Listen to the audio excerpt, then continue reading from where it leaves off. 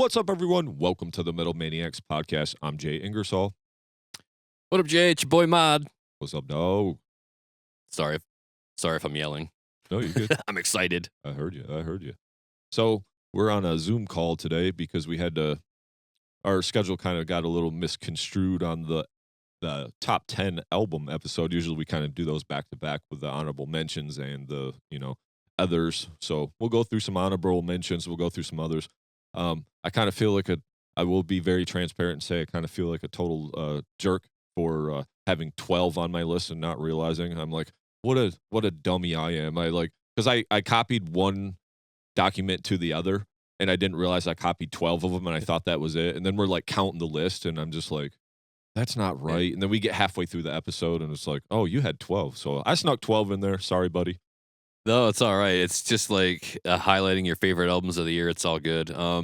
I just think it's funny because I had a huge faux pas, I thought, on the previous years where I misspoke to the title album of the number one album in my my list last year. I mispronounced their album title. So I was like, that's embarrassing. But hey, man, it's fun to be my favorite album. Yeah, my favorite album of the year. I don't even know the title of it. I'm just playing, y'all. I made shit up. No, cool. That was a great fucking album, though. Yeah, I don't need the title. For sure. I just know the band was great and that album was great.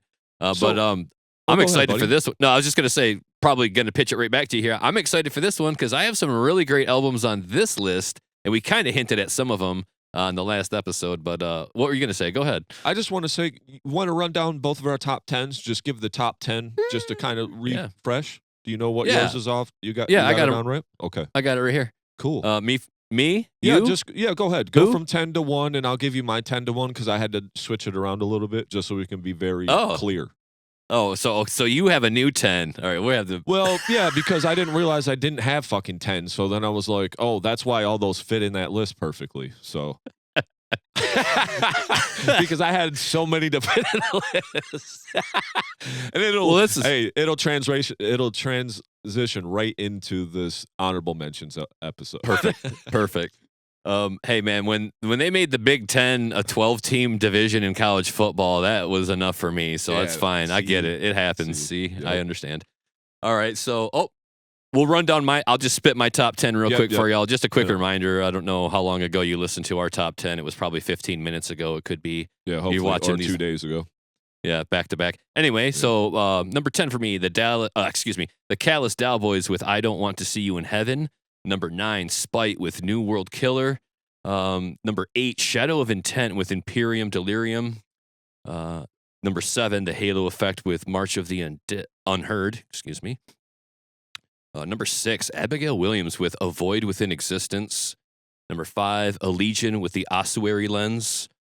Number 4, Kardashev with Alunia. Number 3, Fallujah with Xenotaph. Number 2, Black Braid 3. And my number 1 album of the year, Rivers of Nile, self-titled. Couldn't back off of it. Still love it. Cool. My number 10 then is actually Sanguisuga Bog, Hideous Aftermath. Number 9, Allegiant, The Ossuary Lens. Number 8, Spite, New World Killer. Number 7, Revocation, New Gods, New Masters, or New God, New Masters. Number 6, Dormant Ordeal, Tooth and Nail. Number 5, Black Braid 3. Number 4, Despised Icon, Shadow Work. Number 3, Malevolence, Where Only the Truth is Spoken. Number 2, Rivers of Nile, self-titled. And my number 1 was actually the Callous Cowboys, I Don't Want to See You in Heaven, but I really appreciate that you actually had that in your top 10. Yeah, that was an made instant. my heart happy. It really did. I was like, I'm glad it made top 10 for you. I'm like, I'm cool with that. I know it might not be number 1 for everybody, right? Right. Something about it just really worked for me. You know what I mean? Same. I love a good metalcore album, which is how I would class. Yeah, you got me? Yeah, you kind of froze for a second. I would classify it as a really good to great metalcore album, and I just loved, again, how seamless those genres, went together. It's not even about writing riffs. It's about writing, like, the next piece of music. I thought it was a really great piece of music, and I thought of it both as, like, fun, almost borderline quirky, but you could sit there and listen to it and the whole album and listen to that story unfold with the samples and clips between the songs or what have you. Yep. But also, you could put that shit on at a party and get hype with your friends. Like, there were sing-along moments, there were banging riffs. I mean, just such a great album. I think it'll be fun to revisit over the years, and I might look back on it and say, yeah, had it come out sooner or had I listened to it more earlier, it might have been even higher because it's a great album. But yeah, I think it's a fair number one. Yeah. And I couldn't see denying it, especially when I looked at my whole list and I didn't want it to be all one genre too. Like, Right. because I might like a certain genre a lot, but it's like, but is that fifth progressive death metal album really better than this, you know, Callous Cowboys album? And it's like, nah, it's not, because there are four other great progressive death metal albums out, and this album right here is kind of special because Right. a lot of metalcore sucks. People have this opinion of it. It's almost a word you can't use to apply to these guys because it's such a turn off hearing that word for some people. They're like, oh, that's just, you're just saying radio rock, right? And I'm like, this isn't. But it's going to go to some elements of that. Yes, it's going to have some singing. It's going to have some other genres that you're like, this isn't metal. Right. Nope, you're correct. It is Yeah. not metal. So it is what it is. But this thing bangs hard, and it's going to go steering into a lot of metal moments. So Absolutely. I thought it was fun. Yeah. So with that said, Yeah, well, with guess. that said, that basically bumps, I'm going to go through a few honorable mentions real quick, then I want to get Please. into your list because for me, just the way this will transition, that actually bumps Kill Switch, this consequence onto the honorable mentions, and Sure. Gridiron onto the honorable mentions, Poetry from Pain. And Heard that. then I want to talk real quick, and then I'll get into your list. So my honorable mentions from your list was Abigail Williams, A Void Within Existence. You talked about it. We talked about it. I did actually re-listen to it again just because, and it is a fantastic album. Shadow of Intent, of course, that was in your top 10. That made my honorable mentions very high. Great Shadow of Intent. Excuse me. The Halo Effect, March of the Unheard, of course. Listen to that too. Absolutely love that. Kardashev, we talked about that. And Fallujah, this was one I was trying to revisit again because I know it was on me for not really dialing it in, but it was a super sick record and performed very well. So even all the ones that you said appeared on my high honorable mentions list anyway. So, but Yeah. go ahead and start us off if you want to go over something that we haven't really spoke on.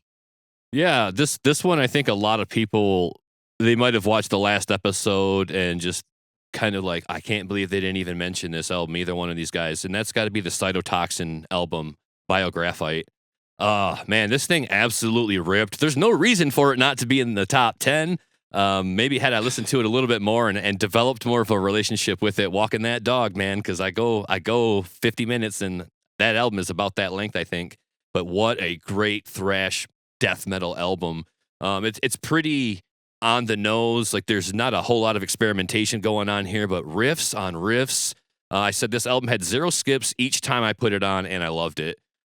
Just a heavy, shredding thrash death metal album. Man, the boys brought those thrash death metal riffs in a way on this one, and I super duper enjoy it. That I so much so that I wanted it to be my first honorable mention. Like, if somebody else is listening to the show and they're like, yes, that album, that's my number one album of the year. I feel you. It's a great album. Yeah. It was on my top 10 for the longest time. It just squeaked off when basically those 2 bangers came out in October for me. But Right. I dissected this album over and over. I actually did a bunch of material on this one for like a review, like I did for the No Cure one. So I really dove into it. But what a fantastic album! These guys are so badass. Tech, like death metal, just sweeps, precision, melody, playing, grind, just so much precision. I will say, one critique, the dude does kind of rant and rave a little bit on the vocals, but he does have a cool range, and he kind of gets into that funny guttural sound sometimes, especially when you like watch their live videos. But what a fantastic album, dude! Absolutely loved it. I listened to that one probably just as much as my number one album, to be honest. So Yeah, and I'm glad one word that you said there that really needs to be emphasized was melody. They brought a great deal of melody with those heavy, like, grumpy face making riffs. Like, yes, those riffs were banging hard, but they didn't do like scribbling and coloring outside of the lines with the solos, the whole shred-tastic noodling. I felt like they had a great sense. Like, they did they did rip, then shred, but I felt like there was way more emphasis on like melody and writing a cohesive passage in those solos as well. Should I just keep the ball rolling, or do you for want sure. you got Because one? I'll pipe in if I heard it and tell you where I'm Okay. at with it, and then Yeah, I'm just going to gloss over ones we already talked about at length. And no problem. my next one was the Despised Icon Shadow Work. Yep. Okay. So we talked about it pretty much at length on the last episode. It was on your top 10, correct? Yep. Pretty high in the top 5, I thought I heard. But Yep. this one for me, it was almost immediately in the top 10. I was like, holy shit, this is good. Just the other, and I'm not going to sit here and say this for everyone, but the other albums I listened to more and enjoyed more. These guys are kings. I thought it's not really a deathcore band. It's kind of like a death metal band, but they just an extreme metal band because where you get into the weeds is like they do deathcore stuff, right? Yeah. They do deathcore stuff. They do those Yeah. breakdowns, and I'm like, that's deathcore. But the rest of it, I'm like, well, those riffs are straight up death metal, thrash death metal, like, and these vocals are, like wild. Like the maniacal vocals are something you don't get out of like almost any band. Whoever's doing those really high, like crazy man. Yeah. Like I mentioned in the last one. Yeah. Yeah. The Over My Dead Body screams. Like, oh man, those like I thought they did them a lot on that album, but they didn't do it until like the third song or something. But once they started doing them, I was like, anytime. Like, yeah, you could bring that vocal back on like anytime, man. That can be your hook chorus like vocal. Right. So that's how I felt about that one. No, absolutely.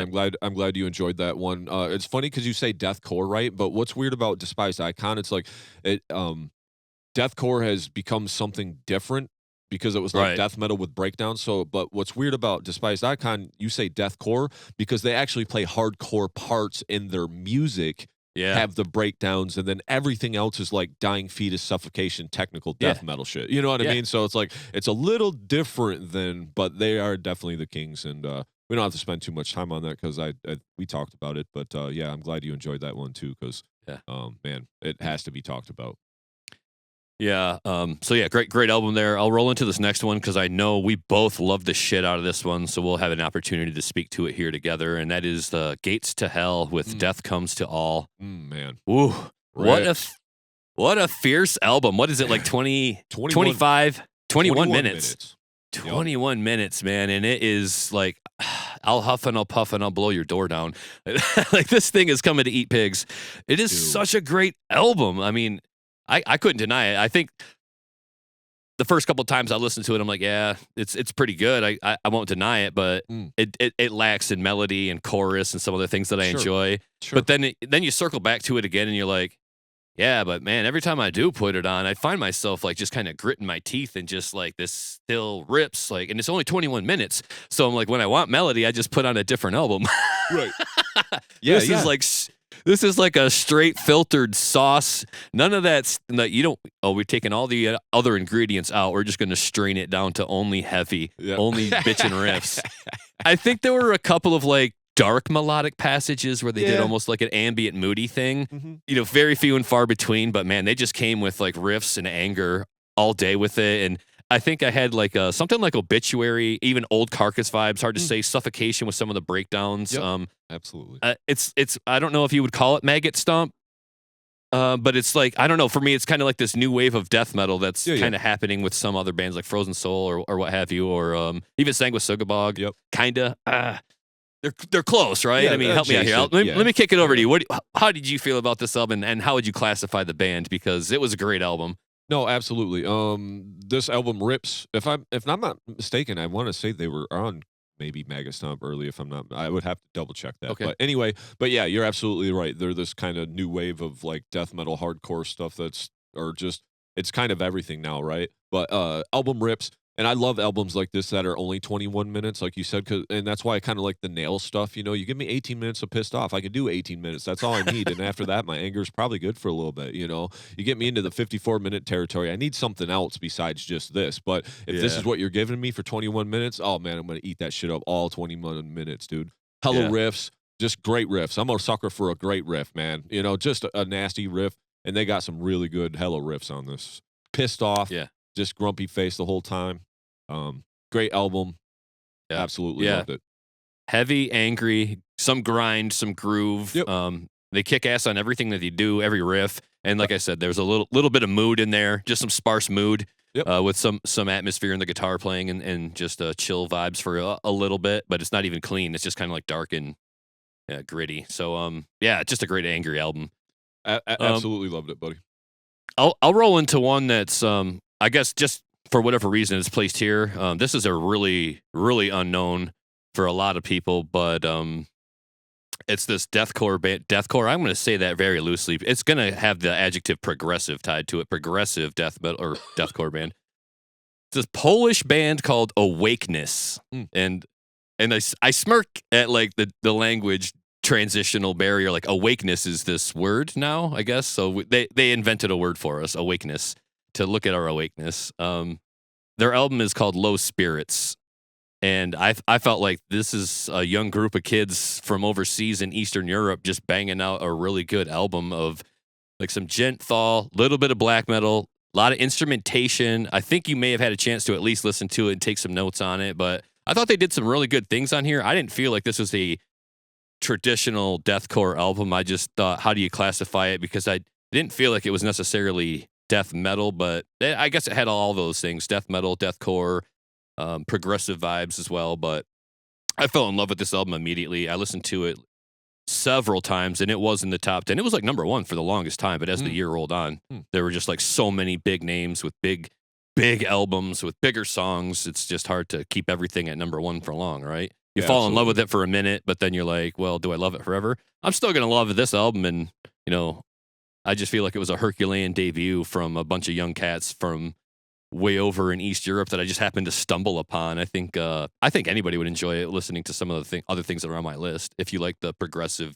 death metal stuff that I mentioned in my top 10, I think this would fit that bill as well.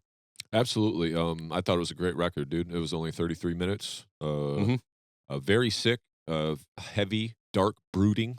I put melodic gent, like, because I have some of that genty, like tight, weird, kind of weird right hand polyrhythm locked in with the kick stuff. That's just very, very bouncy, genty. But yeah, I absolutely loved it, man. So it was ranked very high on my honorable mentions list for sure. Not one I came back to because, as we spoke before, it's just sometimes hard to come back to all these albums because there's a lot of them. There were a couple of songs on there that had that earworm where they stuck with me when I was done with it. Yeah. And then there were like at least a song or two, like an instrumental passage and a subsequent song on either side of that passage where I was like, God, I just love these songs so much. I could listen to that whole album. I thought it was almost emotionally evocative at points too. I was like, this is really good. But rolling forward with the idea of gent and or thal, the next one, and God help me on this pronunciation. But I really enjoyed the Viljarta Darskogen Sungir under Evitensgranar album. Pretty good. It's interesting. Yeah, it's an interesting album. Good on the pronunciation. The pronunciation, yeah. Well, somebody's laughing somewhere. Oh, I'm sure. I'll laugh with them on that one. That's pretty bad. God, and I wish I would have got the English pronunciation without having to Google it. But this album was really fun and interesting.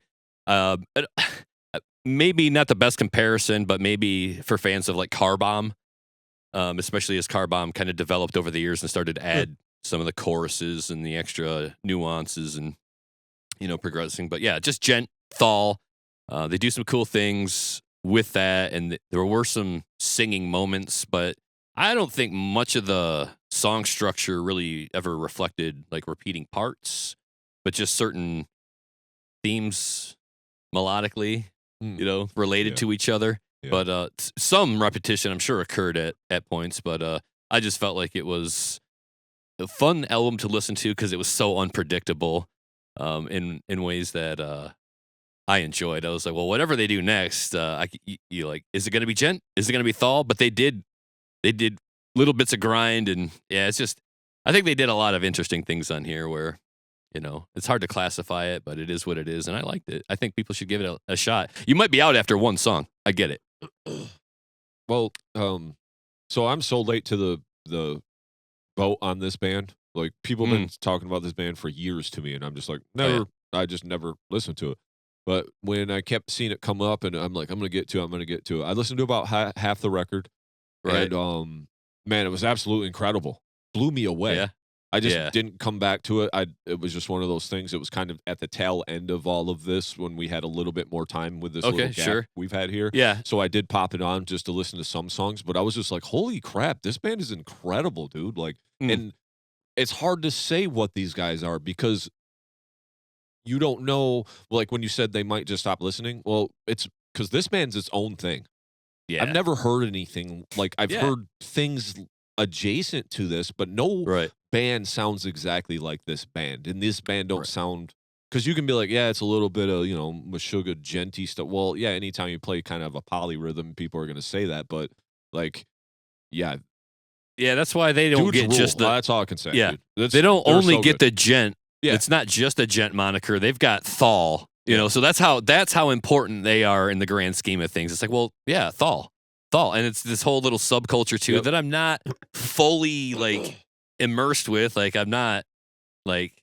I think it's a newer thing too. Yeah, I'm not like deep in the fan base where I understand all of like some of the lingo that they might use with each other there Right. on forums and such and comment sections and such. But I absolutely love this band. I have their previous album, which was enormous. It's a lot. Like the last album was almost too much. Like it was bigger in ways longer, I think, and it was. Oh, it was intense. That one weighed on you. It was hard to listen to. It was good though, but it was just like intense. And this one too. You listen to half the album, you got the idea. It's gonna like kind of go that direction for the next half, but it's just about how much are you enjoying that first half? Because for me, I was like, let's just keep going with it, and I got the time, so let it ride, and I got wind of it like immediately. I kind of had it queued up as like a notification setting for when it dropped, so I just like, Right. all right, it's out, so I could be on it. So I got on that one right away, and I loved it. So Yeah. Good mention. we're gonna keep it in Europe, I believe, with the next band, and this is a new one for me, and it might be an old band, but Shrine of Denial with I Moloch, and this band is out of Turkey. I picked up some hints of maybe some Hypocrisy, maybe some older Behemoth, just some crispy black and death metal. Maybe for fans of Serpent of Old, Dead Congregation, Emperor, Burial Invocation, The Chasm, Deicide, with more ambience and or black metal qualities in the mix. A lot of steady groove, great use of grind beats and clearly audible rhythms. Amazing drummer, guitarist hands, they like never leave the fretboard. Guitars and drums don't sound like they're racing when they do these grind beats. Like they had a really great sense of how to write riffs that worked with grind beats and any kind of like fast, like upbeat thrash, like faster thrash or whatever you want to call some of these beats. Like a lot of times you hear me critique on that style of beat, but I thought the riffs were delicious over that beat. Like they really served. I was like, okay, see now I can grind with you. And I love that they did that to me. And I was like, man, these riffs are so good. Great production for how busy everything is going on. I was like, oh man, I can hear everything so well. And they didn't do and I think that's because they didn't have all the atmosphere and production behind them. You know what I mean? It was just like, it was pretty much some straightforward death metal they're giving you here. Had a really great shredder on the lead guitar. Dude could fire it off. 31 minutes of solid old school death metal with a bit of ambience and a fair share of blackened elements infused into it. Those are my notes on the album. This thing just blew me away. I listened to it several times. I came back to it. So, like I said, we've talked about albums and like how many times you come back to them. Several with this one. I was like, give me that crusty, crispy old school death metal. Yep. Right. It was a good one for me. So did you get a chance to listen to it or? Yep. I absolutely loved it, dude. Just dark, evil, and punishing. Them were kind of my three notes. Natural death metal. Kind of reminded me of riding around in Old Clifford when we're finding all those tapes and stuff. And I was like, dude, I can get behind this. I absolutely loved it, dude. It's one I will come back to for sure. But it was just kind of one that I pushed in towards the end of the last push of getting albums in. And it was one you had on your list. And I was like, I got to listen to this. And when I did, I was like, oh, damn, Nick, you should have told me about this before. Maybe you did, but I'm sure I did. I got a list of albums this long every week, to try to get through and then pick which ones I'm actually going to listen to. But yeah, absolutely great, dude. That was a great one, dude. If you love death metal, listen to that. Yeah. Today. Yeah. Today. That one is That one is definitely for your old school death metal fans, but it's modern, it's tasty, Yeah, it's now, it's performed yeah, so well. just great death metal. What else you We're got, gonna though? we're gonna bump it over back to the states here with a band from Hartford, Connecticut called No Eye Has Seen Okay. with the album Impermanence. Yep. They actually kind of remind me of a lot of the metalcore that's going on overseas from the UK, like and bands like well and their neighbors in Currents. I believe Currents is from Connecticut, but like Enterprise Earth was one. I don't know. I know they're from the UK, I believe, but other bands I noted were like Bleeding Through and Periphery, Currents, or Enterprise Earth. Um, just loved the riffing on this album. It's a metalcore album, but it's big. Um, some of the vocals and the choruses reminded me almost of Anthony Green from Circus Survive. So this guy could sing and kick it up quite high in the register, as I recall. The music reminds me of Currents a lot, but it didn't feel like a rip off of Currents. I want to be careful there. It's just some of those low tunings and fast, like chugging rhythms, like the thrash kind of almost, yeah, thrash chugging rhythms with like a groove beat behind it. Most of the vocals are guttural, but plenty of cleans as well, and plenty of breakdowns and keyboards. It slaps, and it is worth multiple listens this year. And I did give it numerous, and I had it in the top 10 for a long time. What a great heavy metalcore album. I mean, and again, it's like a branch off of like your Kill Switch Engages, the metalcore of old, your Shadows Fall almost. It's a more modern spin. It does have a lot more progressive and genty elements to it, but this one was great, and it was a bit on the long side too. So you'd have to want to be down for like the 50-minute variety, as I recall. Yeah, 12 songs, 45 minutes. Okay, go ahead. What do you Just got, a couple Jay? notes I know on you it because I listen to it. jammed it. Yeah. To me, I was like, this has everything in it. Like, it kind of Yeah. has like a little bit of almost all things. Mm. I was like, WTF are these riffs? Like in a good way, because some of the Yeah. riffs were really cool on there to me. I was like, very interesting. If I remember correctly, they had some of the pitch pedal stuff going on too, kind of that sound that, a lot of these bands are doing. Yep, But heard I that. love it.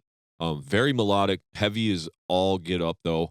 Great Yep. songs too. Kind of reminded me of the Enterprise Earth style from Yep. last year a little bit. Kind Yep. of along that tail, like having a little bit of everything for,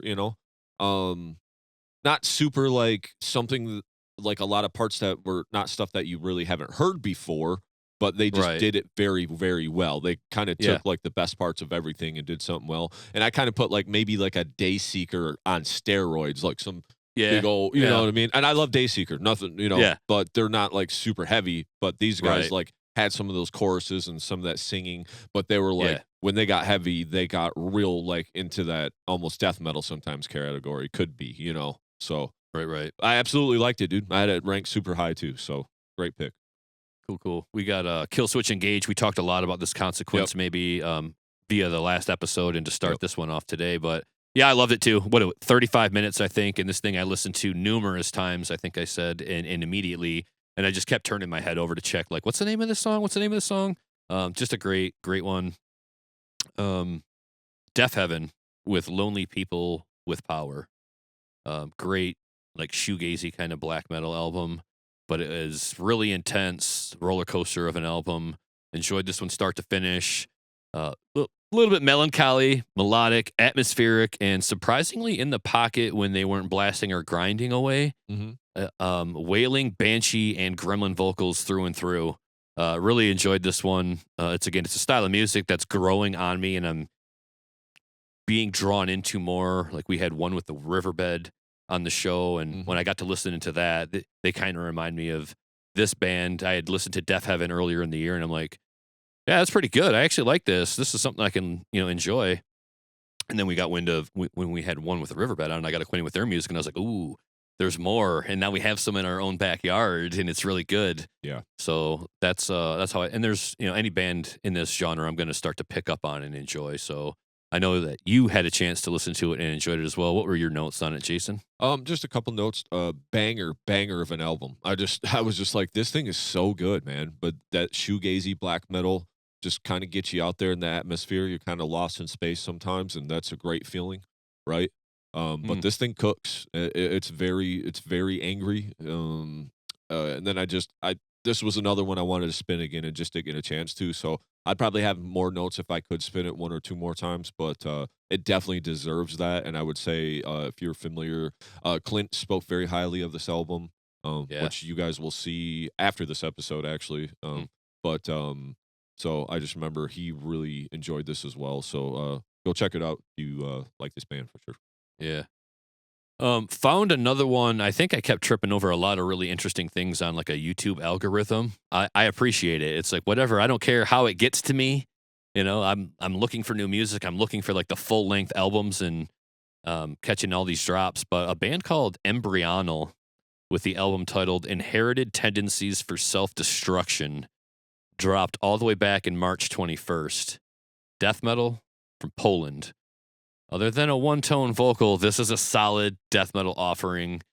Really good riffs, a lot of groove, good solos. I had a chance to familiarize myself with it earlier in the year, so of course it was floating in that early iteration of top 10. I'm like, man, this is just really tasty, and I got a chance to spin it a few times, and I think I tried to tip you off to it. I don't know if you made time for it, but you know, similar to the one I mentioned a few minutes ago with Shrine of Denial. Shrine of Denial. Mhm. Yeah, right there. Yep. Same style. Like just a good death metal band. If you like that old school stuff, check out Embryonal with the new one. So I checked this out. Raw, old school, razor sharp death metal. I love this record too. But I wrote this note and it said, "Not sure how you hated Fulci last year and like this."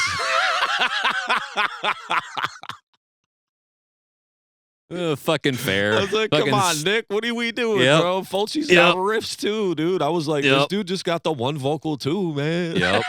And I thought when I listened to it, I probably did think of that Fulci because I'm like, man, this does remind me of that Fulci. And I did say Fulci had some good riffs. I think I took issue with like that vocal and the drum production. I thought was a little like, it was a little on that like underproduced. It was real.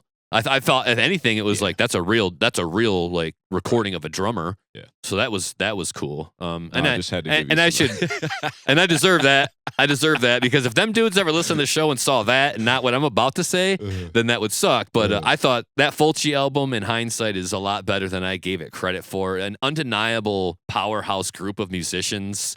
And I think I'm just a little underwhelmed with that one. That one vocal kills me. That's okay. But I just thought it was funny because as I was listening to it, that instantly came to mind. I was like, man, Fair. what?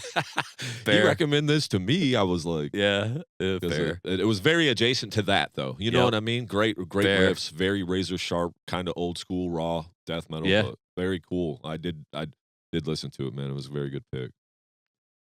What else you got? Fun times.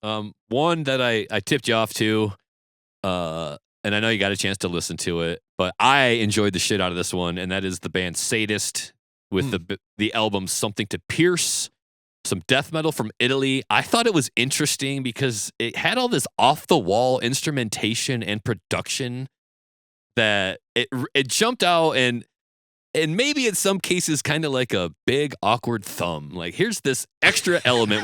It's just here you go. This sounded fun in studio, and we didn't like really hard check it. We just really kind of like made sure it fit in the mix. But I smiled at all of the little additions that they did to make this what is otherwise a really good death metal album. Really brutal. On that brutal side, on that old school side, again, I'm giving you like all of this old school death metal on these honorable mentions, but this one was super fun for me. I loved all of that extra stuff. Really great solos. Riffs were really good. Solid death metal offering. I just had so much fun with it. Old school death metal for sure. Some good riffs. About 38 minutes. Not too bad. Yeah, the thing that you liked about it was the thing that drove me crazy. I was just like the weird. It's like they found a keyboard, like one of them old Casio beginner keyboards, and then they just kind of like started putting some of the sound. They were like all presets, and they just hit the button at the top. They were already programmed in the computer. I thought it had some charm. I thought it was like, I felt like it was some cats that have been doing this for 30 to 40 years, and they were like, hey, Dougie with the keyboard, you're in. You know, like just fucking just. He's like, hey dude, man. my cousin's got a keyboard. We can get him in the band. Like the album's done, and then they just invite like their best friend to play keyboards or something on it. I I thought it was fun. I know it was a little. Overall, it was a pretty good record, though, man. Like, Yeah. definitely Hey. cool. Or just, I guess, just maybe it's just the dichotomy of what that production sounds like, than all this crazy over the top orchestration that you hear on everything else too. I guess, Yeah. because it's really far removed from that, Yeah. But- I kind of took it for what it was, and I super duper enjoyed it. It was fun for me. I could see guys being long in the tooth, doing this forever, and saying, "Look, I just need something fresh on this. Right. Yeah. Fuck it, whatever." Even if, like, as long as everybody that listened to it made it sounded happy with it, I laughed. I was like, "What the fuck is that?" But some of it almost did have like a cultural vibe to it. Like I was feeling some kind of Indian, Middle Eastern scales or something, or instrumentation even. I'm trying to be as accurate as possible on that, but then other parts of it sounded like a Zamboni cruising the ice in the hockey rink. I'm like, what are we doing right now? But I still smiled and enjoyed it. Yeah, I just smiled. I just had fun with it. So that's a fun death metal album for people that need a little branch out. That's fun.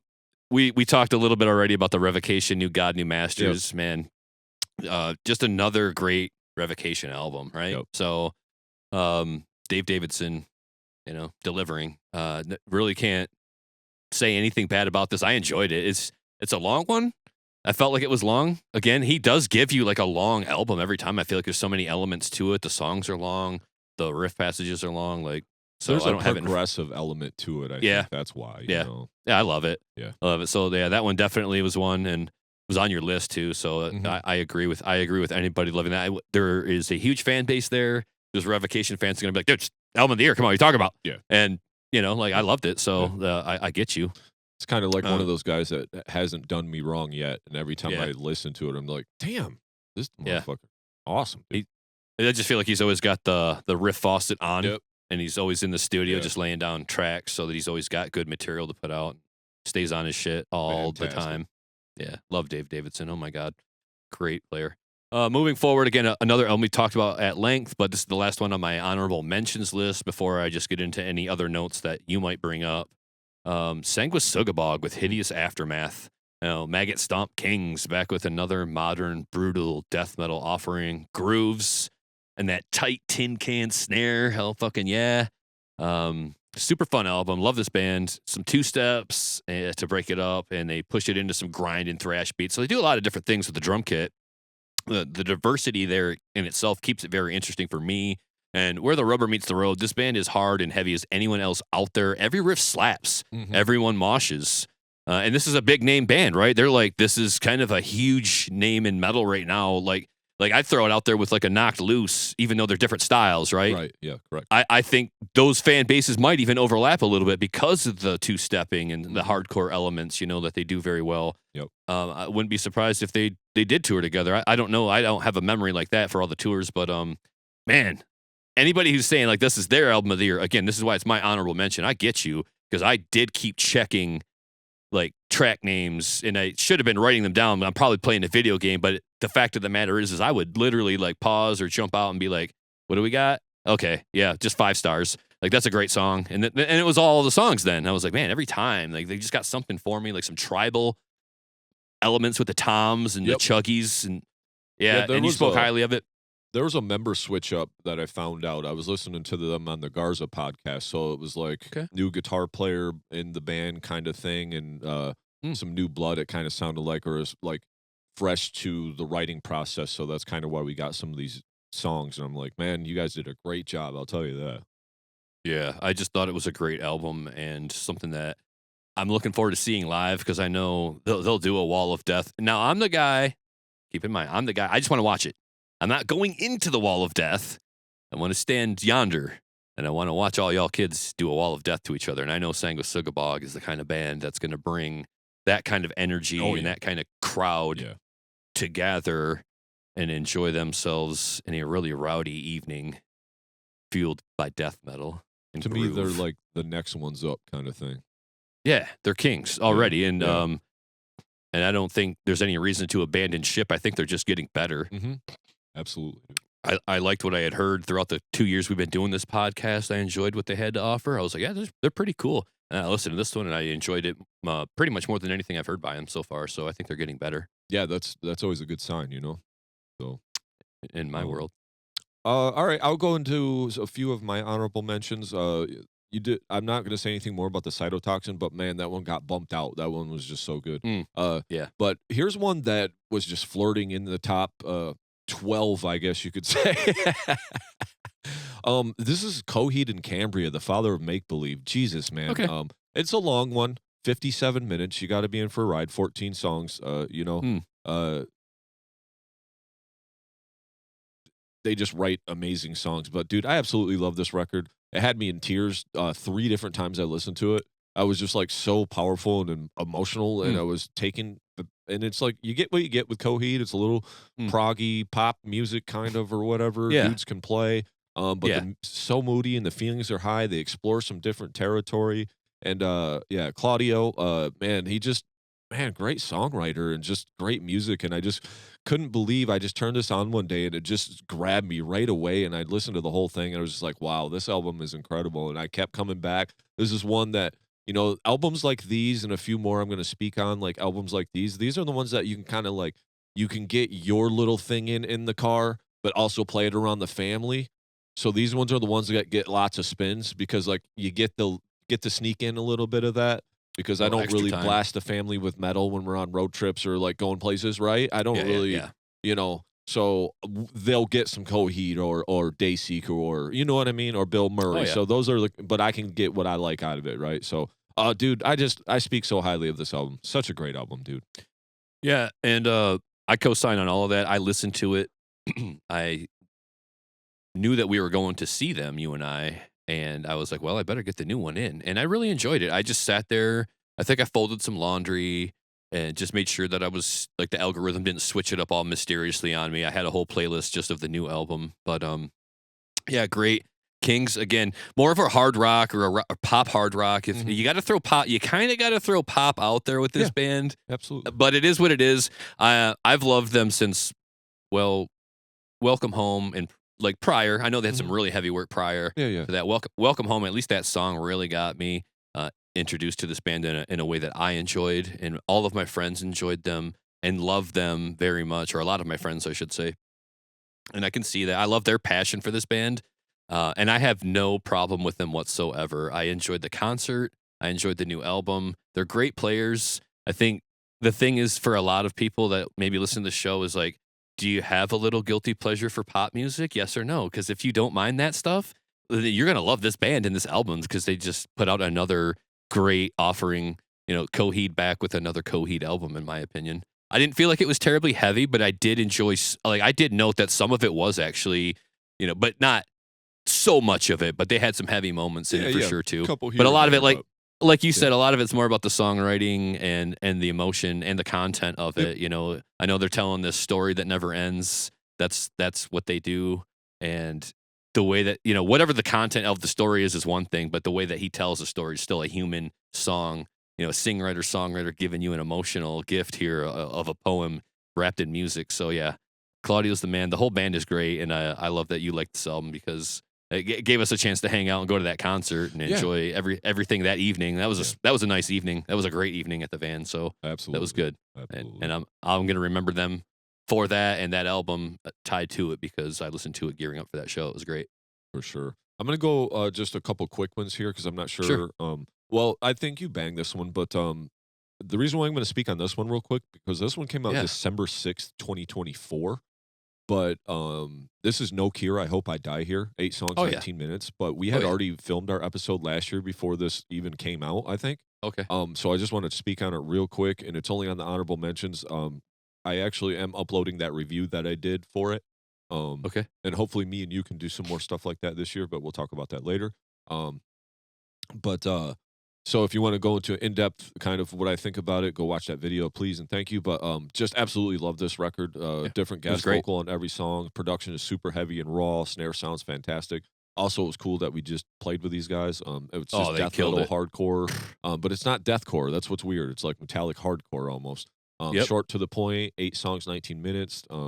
some great songs on this, but I just want to just shout that out real quick because that album deserves some love. So, Amen. Great. I loved it. I listened to it and loved every single minute of it. And it was only like what, 18? Yep. I think 19, I think.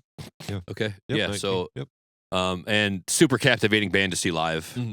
Just a great front man, great vocalist. I felt like, okay, not the music, but just the vocals. I was feeling like shades of some of that gnarly Carcass, Jeff Walker, mid-range, like just angry death metal vocal, and almost similar to maybe Gates of Hell with that. That vocal was just like, ugh, for me. And the music was great. It didn't remind me of Carcass. That was the cool part. It was like Jeff Walker in a totally different band. Yeah. But he did more than just that vocal. Right. He just did that vocal really well for me, and I appreciate the fuck out of it. I was like, yeah, anytime you can do that vocal, I'll listen to your band several times, all the time, because I love that vocal. So great album. I love it. Yeah. Keep going though. All right, another quick one. This is one I told you about, and I've told a lot of people about, but this is just an EP, and it came out this year. It's only 13 minutes long, 5 songs, February 24th or 21st this year. Mongrel, Baptized in the Gutter. Dude, this thing is such a banger. I was telling everybody, sick old school death metal. It's like Deicide meets Sepultura. It's just like everything you loved, like in the early 90s. I don't know if you got a chance to bang this one, dude. I mean, it was only 13, but oh man, I just kept coming back to this too. I was just like, dude, I am a child again. This shit is so badass, and these guys got riffs, man. Even that kind of like production that was like Scott Burns almost style. I just absolutely love that one, dude. Yeah, agreed. I did listen to it, and I did have some notes on it. Yeah. Hell So, yeah. and I have to agree with everything you just said there, and it fits in with several of the bands that we talked about already on the show. But my notes go like old school thrash death metal vibes a la Sadis. And the playing, I definitely felt that, maybe even in the vocal. The guitar tones really remind me of early Deicide. Very shreddy, riffy guitarists. So if you like that old school death metal, this is another great album. I agree with you wholeheartedly. I did get a chance to listen to it, and I thought it was fun for sure. Cool. Hell yeah. All right, so Yeah. let's open up this can of worms. Even in Arcadia, Sleep Token. Got to talk about this record. Everybody just quit listening. Yeah, I don't care. No, what go you ahead. We got to talk about it. Yeah, we have to talk about it. This is another one. It was actually like my top listened to artist this year. Because I like at first this album I was kind of not completely sold on, and then after like 4 or 5 listens, I'm like, man, I absolutely love this album. And it is one that gets turned on when the fam's in the car. You know, it's like this is the kind of stuff that like I'll listen to because they did not trying to hear suffocation or whatever. I'll listen to that on my own, you know. But just I absolutely love this record. There was a lot of at first I wasn't felt the catchiness, but then like after like second or third listen, I was like, wait, then everything starts to become more catchy because they're a little more open with some of the songs. You know how it goes, 7-minute songs sometimes or whatever. I don't know. Is it a metal band? Is it not? I don't know. They just write cool stuff, and I love the production, and they do a great job. And I'm just a fan of this band, and I think they put out an amazing album. Did I like the one they did 2 years better? 2 years ago better? I did personally, but this is still a fantastic album, and they still did a great job. And kudos to these guys. I'm glad they got all the success. You can hate on them, love them. I don't care. It is what it is. Yeah. I just love this band. So cool. Well, I will piggyback on that last statement and say I also love this band. I laugh at the hate because it's like, well, I guess there's always going to be some band that catches that, and they're not the only ones, but I dig it. As far as even in Arcadia goes, this was a tough one for me.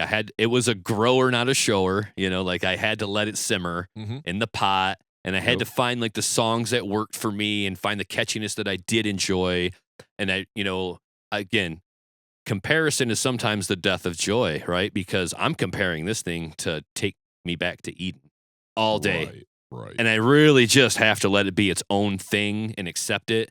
And as time went on, and as some of the songs, like, they grew on me, and then some of the other ones that were really beautiful, maybe not as heavy, they grew on me as well. I like it when I can splice it into the last album as like this extra, bonus material. I thought it was not great at first. I got to be honest with you, again, because I did compare it heavily to the previous album. But I want to zoom out a little bit and let the artists do their own thing. And I'll just tell fans, it's got some heavy moments on it, but not as many as the last one, and I don't think they did as many of those like catchy kind of flowing hip hop bars on this album. But when I saw them live and they did the new material, I felt like I wanted to walk that feeling back a little bit. Like, well, dude still comes out here and does like his thing, his style of rap very well, even on the new stuff.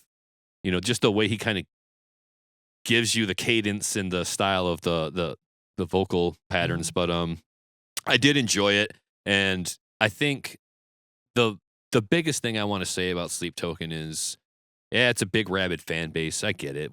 There's a bunch of Sleep Token fans, and the more people you get, kind of like the stupider the group, even the mob becomes, right? Yeah, because you just add more people, Yeah. So I get it. It starts to look like a little bit like all Sleep Token fans, blah blah blah. Yeah. Well, I like them live. I really, really, really enjoy this band live as a theatrical performance. It just comes to life so well live, and I think when I saw them, now I've seen them 2 times, and the last one I saw was at Little Caesars over in Detroit. Mm-hmm. So now you've got top tier venue production, right? You've got what they offer, very big arena sound and visual offering. Well, it was raining petals of roses or whatever the whole night. I was like, I didn't think they were going to be able to keep it up. No, they did. However long they were on stage from before they set foot on, it was just like raining, shimmering That's like rose crazy. petals. I thought people would have been buried up to their necks by the end of it, but it wasn't. They weren't. I don't know where they went. It's so weird. It was the weirdest thing. It was in addition to all the laser lights, the costumes, the stage setup. The drummer's just like in this little balcony. Right. Yeah, I see You know what I mean? setup. Yeah. Yeah, and then they've got another balcony for all the choral vocalists, and they got stairways that the guitarist and bass can, go up and down, and it's a really intricate stage setup. And I just thought it was, just a spectacle, and I loved watching them perform, and I loved when the choruses kicked up big and everybody's singing, Right. and you could still hear Vessel, like Yeah. he's the most prominent voice in the room. Mm-hmm. Just a great band, and I don't mind that people have a problem with the band or even a problem with me liking the band. I just laugh at it. I'm like, well, I just thought they were a good heavy metal hard rock band at first, and now they gravitate more to that pop rock stuff. Right. But again, if we're gonna talk about Coheed and Cambria and give them their flowers as musicians and songwriters, by the same token, by that same sleepy token, I gotta say Sleep Token, man. Like the guitarist doesn't like shred faces off, but he can play some riffs. Historically in the catalog, there are riffs. If you see them live, you will get riffs. But the choruses are so big, and that drummer is disgustingly good. He might be, he might be one of the best in the world. Yeah, I don't know. like to me, he's like Danny Carey level type drummer. Yeah. You know what I mean? Yeah. Like, maybe not as prog or whatever, but just technique and tightness. Yeah. But we could go on Finesse. and on. Great band. I Yeah, I want just to go thought into speed give some round love. here. Yeah, give it. Sound good? So I'm Do just it. going to give you an album. If you didn't listen to it, if you want to, I'm just going to say like a couple sentences because Sure. I don't want to bore people with like, hey, I listened to this album and here's this, but it's just like maybe you can get something from it. And I just want If they're to good. tell you, I just want to tell you what I thought about the album Sure. real quick because I do have thoughts on a lot of these albums. I did listen to 75 this year. So, BT Bam, we kind of Nice. talked about it. I know you didn't get a chance to Okay. spin it. To me, when I No. listened to this, I'm like, this is the best and weirdest music I've ever heard in my life, which is kind of Yeah. on par for BT Bam. Fantastic players. They'll always be one of my favorite bands no matter what. And sometimes they do need to grow on me, kind of like Como Ecliptic did. Like at first Okay. it was kind of like, and then after a few listens, it got there. Of course, the production is incredible. Some fantastic moments on this. Cool hooks and patterns, very strong hooks and patterns on this, like stuff they kind of bring back.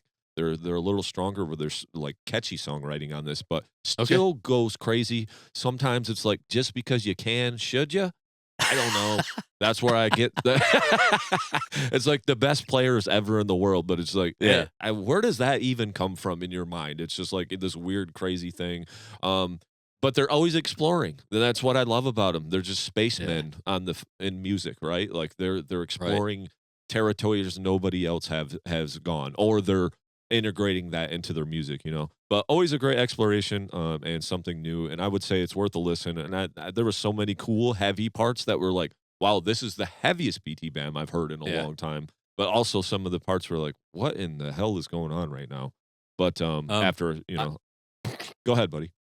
I the only thing I have to say is I didn't make time for this album, and the reason being is because they're dependable. I can count on them, and they're not going anywhere. I know what BT Bam is, even if it's like, oh, well, you got to hear it. It's great BT Bam. I believe you. I gotta make time for some of these new things that I haven't heard yet. BT Bam has had my ear forever, and everybody who like really closely, kind of consistently listens to the pod, they've probably heard us gush about this band several times by now and how I feel about them. They're amazing players. I did feel like for like the year, I wanted to prioritize a few other things, and it did come out kind of late. Yeah, it did. Ish in the year. So I definitely was with my back against the wall trying to get some other albums in.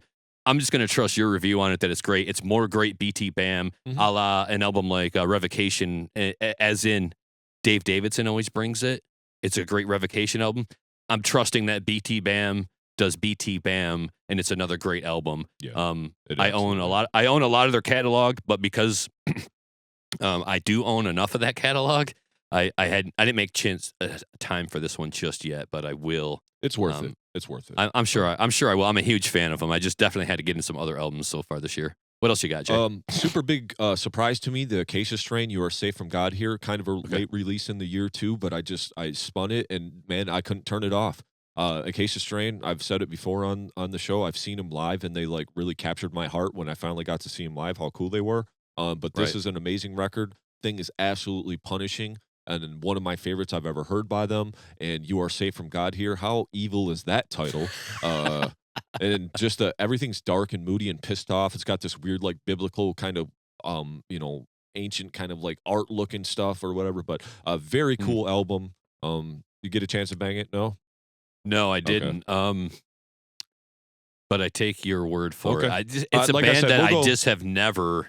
Unfortunately, like they just haven't been in my orbit almost ever. And I know they exist, and I know they have a rabid fan base. And I don't know if I'm assuming there's some other band or missing out on what they are, but I'm sure you're going to give me some. You got to give me a taste of it at some point in a car ride to a venue or something, bro. Yeah, and that's not a band I listen to a lot because will get sometimes into that knuckle dragging breakdown stuff that gets into the almost doomy slow territory. So some of it isn't for me, but this album actually just took me by surprise. I'm gonna run into Dayseeker.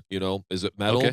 This is actually a little bit heavier than what I thought it was going to be, but I listened to this one actually multiple times too. I loved it. Another like you kind of get what you get with Dayseeker. Unfortunately, the guitar player just left, but this was a great album. And I absolutely loved it. It's definitely one worth a spin. I know the one track, is it Dance with the Devil? Yeah. Yeah, or Pale Moon or something like that. Yeah, Pale Moonlight, I think. Yeah. Yeah, okay, Pale Moonlight.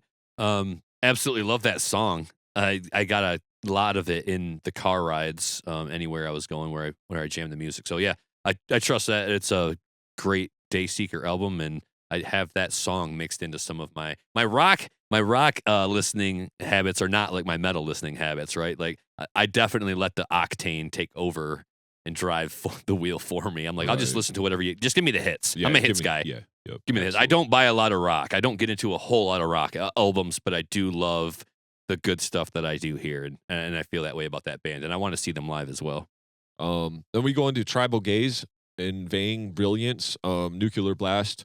Production is always kind of strange in this band. That it's just always kind of sounds weird when you first start listening to it, but then it like kind of grows on you.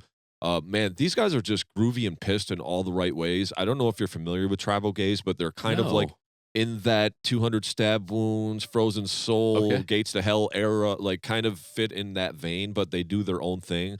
Very like rhythm based, but super heavy band, very cool. We'll just keep going. Bleeding Through 9. I think you listened to this one. Yep.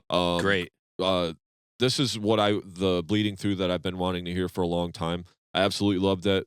Great singing vocal patterns. I thought this might have been on my top 10, but it just got washed out by so many other great albums. But they really brought it with this one. Heavy, really heavy at parts and really great riffs. What did you think about it?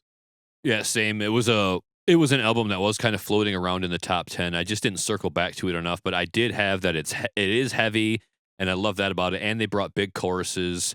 I felt it was easily a top 10 candidate earlier in the year. I just enjoyed some other things, but I'm glad you mentioned it because it looks like I did enjoy it from my notes. I thought it was great. And then another one that was kind of like that, All That Remains, came out real early in the year. Yep. The Anti-Fragile. It was weird. It was like technical metalcore because Yep. Jason Richardson is such an amazing player, such great riffs and such great playing. I mean, he's not in the band anymore now, so it's kind Right. of like okay, whatever. But um, I absolutely enjoyed this record too. I was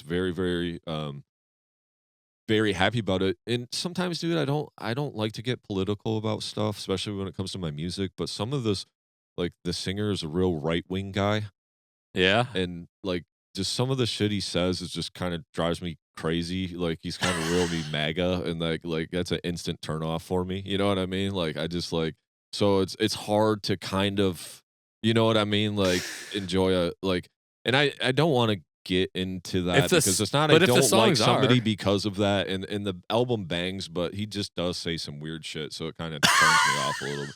You know what I mean? Like, as you know what I mean? Like, let's just keep it musical, but you like giving me all your political views, and I just don't really like. I'm not interested in that, especially um, your red hat yeah, shit. You know? yeah. I did listen to some of this album, and I thought it was good. I thought it was a return to form. Oh, But there, absolutely. yeah. So I thought, as far as that goes, if you would like some of the older stuff, the All That Remains, some of that really juicy, like heavy thrash metalcore that they were doing a little bit earlier in their career, with their OG guitarist who passed away, was it Ali? I think. Hmm. I think that's what this album represents, is a little bit more of a return to form for them, and I'm sure it's great, especially for fans of that style of music. All right, cool. Well, I'll try to just blow through some of these real quick, Yeah, man, because I some got of all these, day, man. Architects is one I listen to. Yep. This guy and Earth and All Between. To me, it was kind of like emotional metalcore. Some pretty Yeah. great songs on there. Some good heavy parts. I wasn't mad at Yeah. it at all. It was definitely worth a Right. listen if you're into like emotional metalcore. Yeah. But yeah, man, I listened to it it. was It was pretty good. yeah, pretty good album. It's pretty good. The only comment I have on this band is I thought that, like, fans of like the heavier Linkin Park, if you Mhm, will, maybe a Hybrid Theory sure. or the follow up, like I really felt like a lot of that fan base would have gravitated toward this band, like, because this guy's screams remind me of Chester in Mm, ways. The way he's able to like sing, scream those high notes. yeah, that I kind of just in love it. between. Yeah, I Yeah, absolutely love his voice, and they did get really heavy on this album. So, yeah, I got a chance to listen to it. I enjoyed it, and I think it's a good mention. nice. Absolutely. Drowned in Sulfur. This is one that kept popping up, so I gave it a spin. It's like computer death metal. It's like so it's really cool stuff, but it's just like so over the top and precise. Like it's just Hmm. like literally sounds like AI made it. But like there were some cool riffs, great melody, but everything's at like 289 BPM. It's just like how, dude? I don't understand. But I put great playing if it's real playing, which I'm assuming it is. And then, the vocalist gets a little wonky, some song structures, but it wasn't a bad album overall. I kind of liked it. Um, Don't know it. okay, we'll keep moving on. Bleed from Within, Zenith. This is one I wanted to spin because I kept seeing the homie, fucking, uh, all of a sudden his name escapes me. I'm tired today, buddy. No worries. You had a late night Vestigial. ish. Oh, okay, Michael Yeah, or Michael. Yeah, yeah. Thank you. Easiest name in history. Can't even think of it. Yeah, because he really likes this band, so I was like, I got to give this a spin. This was like metalcore with like kind of like hints of death metal in it. Kind of lives in the okay, Silosis vein. Opens yeah. with an absolute blaster of a track. It's called Violent Nature. These dudes got great riffs. Production is so clean but aggressive. Hmm. Kind of there's this Gojira after the burial vibe going on in Okay, it a lot, yeah. and then I even one of their songs, God Complex, almost kind of has a Slipknot vibe. So they're kind of a band that throws a lot of things in there, mostly sticking with the metalcore, but gives you good songs. But Okay, overall, solid album. Bleed from Within, Zenith, great album. yeah. I think I did hear some good things about that, but I hadn't made time for it. But I'll have to see if I can discover it sometime, as we go forward. Sure. Cradle of Filth, The Screaming of the Valkyries. Okay. There was some good heaviness. This opened up like right away, and I was like, "Oh, this album's gonna be crazy sick." I was like, "This is super heavy, surprisingly good." But then about the middle, all of a sudden we get into like The goth this rock, the happy stuff. It's like the goth, Halloween. but happy. Yeah, and it was just overall the record was great. The playing was great, but it was like I just want the metal stuff. Like when it starts getting to the happy, like Yeah, Yeah, absolutely. Cradle of Filth. I think I just heard what's been, used to promote the new album is as far as I can go with that album. But I enjoyed it. I enjoyed the single or whatever they've got that's new that's out that I heard. It was fun. I know what to expect with Cradle of Filth. You're Yeah. going to get some good death metal or black death metal, Mhm. but then you're also going to get that Halloween music, man. And some of it's good. Some of it's okay when they can slip into like a doom groove with it. But when you get into like the 1-2 Yep. of the Halloween, and it's like the dancey stuff. Yeah. they do churn out some goth rock, so I'm lukewarm on that. I can see where you're coming from there. Yeah, at first I was like, dude, I'm gonna be in for a hell of a record. But like I said, Yeah. middle of the record, I was like, oh yeah, I forgot this is a Cradle of Filth. They also do this. Yeah, they do a lot of things. Yeah. They're good at. Oh, they're good at many of them. they're awesome, dude. Yeah, they're Behemoth. great. I've spun this one, the shit of God. Kind of cringy content. I know like people have been like kind of shitting on Behemoth for a while about their few different things. Not real sure why. Maybe because they kind of got popular, so then it was cool to not like them. Maybe because they changed styles a little bit. This was actually with some of the best Behemoth I've heard in a long time. Actually, over Awesome. the last few records. I didn't hate the last few records. It was just kind of when they came out with the Satanist that kind of lost me when they started going into a lot of that like black and roll rock kind of stuff. Right. And I get it. Right. You got to grow and change. You got to do whatever, anti-Christian themes you have to sing over whatever or Sure. whatever, or occult themes or whatever. Only But heard I yeah. like the album, man. It's worth a spin. I actually probably would go back and listen to it again. I think Dormant Ordeal I got so many spins and it kind of replaced Behemoth for me, to be honest. Because I kind Awesome. of get what I needed from that band now. Right. So, I only know the title track to that album, the Behemoth one, but did they're you a listen band to that? I listened to the title track. Yeah, okay. I thought it was more of a return to the straightforwardness of them. I thought it Absolutely. reminded me of one that I really am high on, the Evangelion Yep. or Evangelion. Yep. So it kind of sounded like Absolutely. that. Like it wasn't like the raw old Behemoth, but it was kind of in that middle late era before they started getting really experimental. So yeah, another band with a great return to form type of album. I agree with you. Yep. It'll get another spin for sure too. Sweet. I kept seeing a lot of people talk about this album, and I think I even sent it to you. It's Landmarks, the darkest place I've ever been. People were talking about it left and right, all over. It literally was like kind of a lot of it was WWE entrance music to me. Like there was some new metal parts. There was like some rapping. A lot of variety in vocals, some good melody on it. You know, I don't know. A lot of people were saying it was the best album ever. It was kind of middle of the road for me. I don't know. If that's kind I of your don't- thing, but I don't know the band, but I feel like I know the band name. I don't. Yeah, do yeah. they do something weird with the A's, like upside? I don't know. the Anyway. Marks is MVRKS, I believe. Okay, yeah. Yeah. I've seen it. Yeah. I've seen the band name floating around. It's just a band that I'm not hip to, unfortunately. But I'm glad if other people are enjoying it. It makes me feel like I need to get hip to it. Yeah, I spun it because I seen a lot of people talking about, album of the year. But granted, it came out in April, and that's when I listened to it. I Right. was just like, if all these people are saying album of the year, and I listened to it, and I was like, it's not terrible or anything, but just kind of not my thing. Here's Sure. one that you probably listened to. I hope Spirit Box Tsunami Sea. Oh yeah. It's, to me, it's kind of like new metalcore. Great Yeah. vocals. I absolutely love it. Kind of one of our gateway bands we kind of talked Mhm. about, but definitely a gateway band. Heavy, but they get really heavy at some spots. Mhm. Like I never listened to any Spirit Box. I've seen the videos, and I obviously know who Courtney is. I think anybody that is in metal knows who Courtney is. Right. But there's some really heavy spots on this album, but the songwriting is excellent. The production is excellent. Just what a great record for this year. Say what you want, maybe you're true cult and you don't care about Spirit Box, but not here on this show. We don't discriminate. And what a great album. I enjoyed this one multiple times. It got me into a little bit of a phase, if you will, where I was really enjoying Spirit Box again, because I enjoyed the last album. Mm-hmm. And I was kind of riding that wave for a long time, Eternal Blue. And then they took their time to get this thing out. And so, they disappeared kind of off my radar. But when they came back with this one, I heard a couple of the singles and I was like, okay, sure, whatever. But then I did eventually make time for it and I loved it.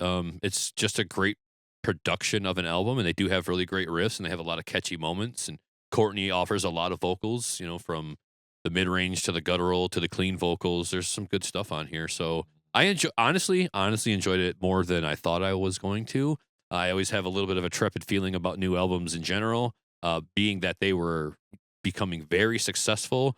You always get a little bit nervous. Well, which way do they steer it now? Because are they going to stay heavy? Or are they going to get, like more radio friendly? And I thought they did a great job of like doing both things. They did stay really heavy on this album. It was good.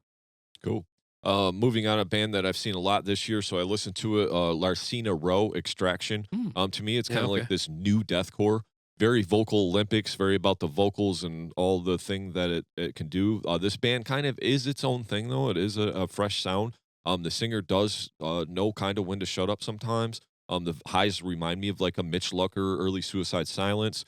Very great death metal parts on this, and you could tell it was kind of Suicide Silence influence, kind of this return to MySpace deathcore, they're calling it.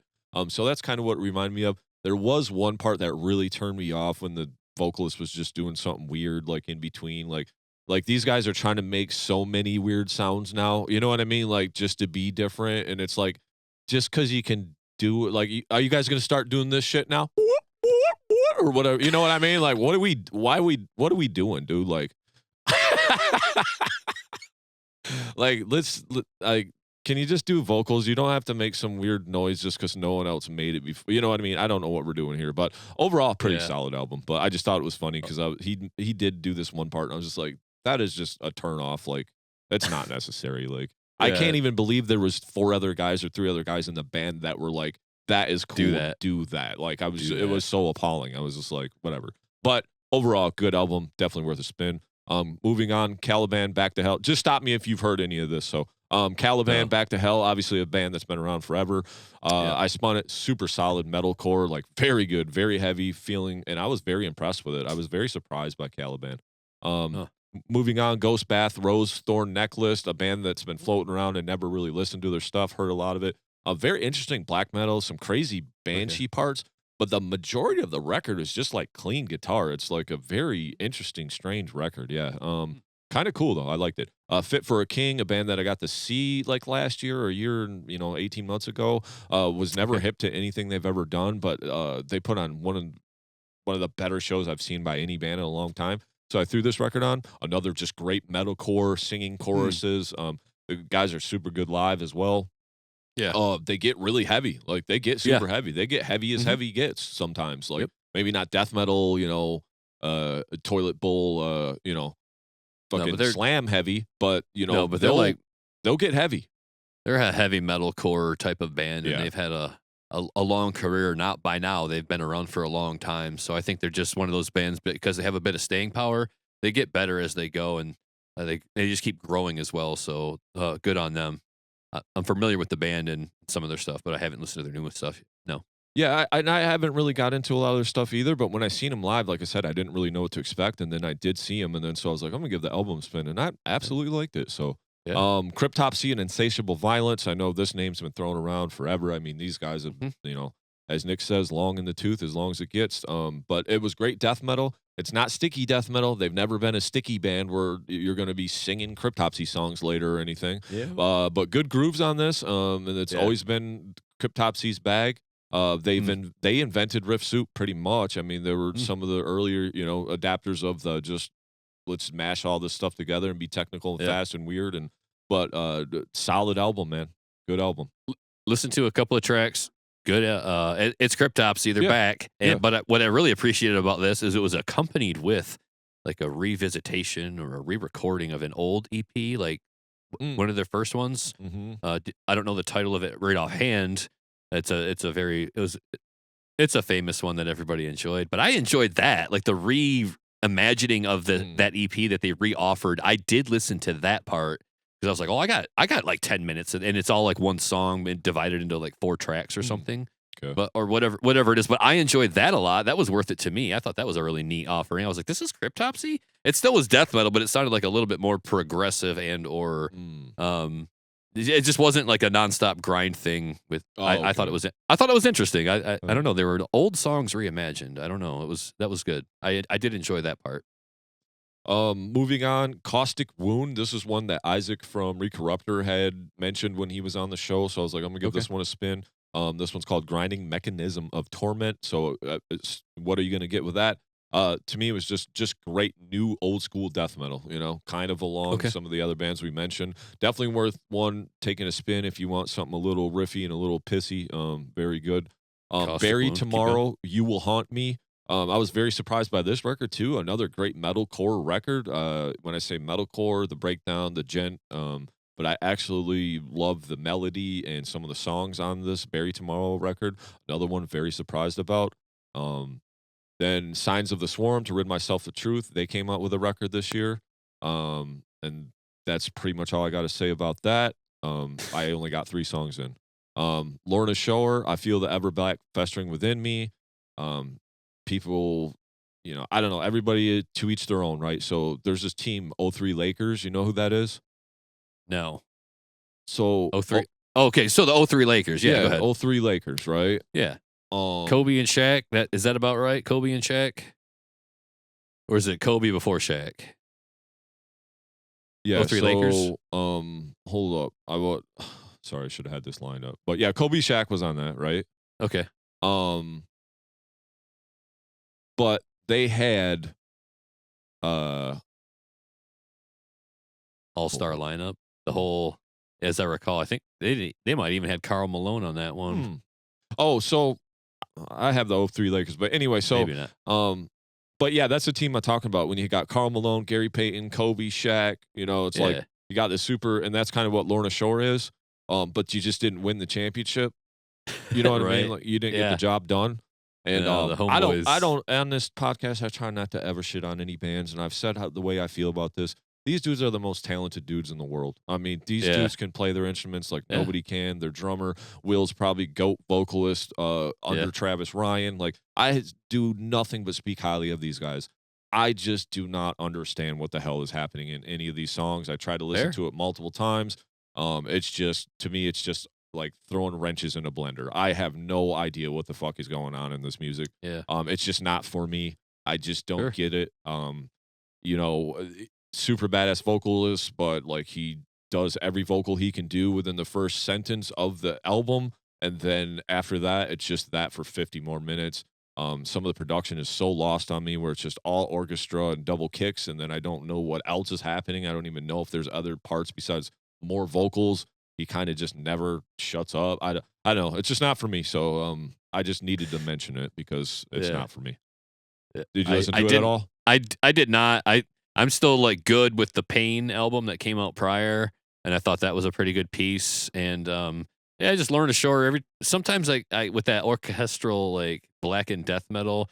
To your point, like that mix, it kind of hurts. It's hard to discern all that's going on, like with the orchestra and the kick. Sometimes I think that's all there is with Will screaming over the top. So I share your sentiments on the genre and the band overall. Super talented. I did not listen to the new album. And that's like I any can- of these deathcore guys. I just don't want to be the redundant guy shitting on any of these deathcore guys, but at the same No, time, it's just like it's kind of all sounds exactly the same. Like you could literally listen to, and I know everybody says that about all kinds of metal, but to me, it's just like every band is kind of sounding like this band now, and so there's no originality. There's nothing that sets anybody else apart. It's just the slow breakdown with a fast double kick in between. It's like, dude, we got to get out of this phase of like, let's do something else. Like, it's not even original anymore. I'm actually surprised they came out with something so soon after one of the guitarists said he was kind of burnt out after the entire process of the previous album.